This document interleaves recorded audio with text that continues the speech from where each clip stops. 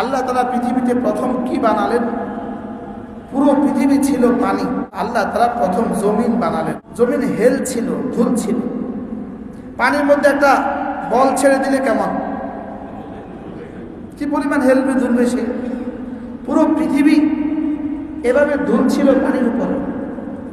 তো ফেরেশতা জিজ্ঞেস করেন, আল্লাহ এটা কি বানালেন আপনি, এটা এভাবে পানির উপরে ধুলে?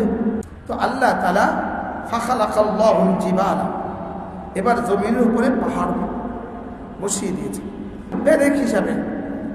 ওয়াজআলনাল জিবালা আওতাদা, জমিনকে পেরেক হিসেবে পাহাড় বসিয়ে দিলেন।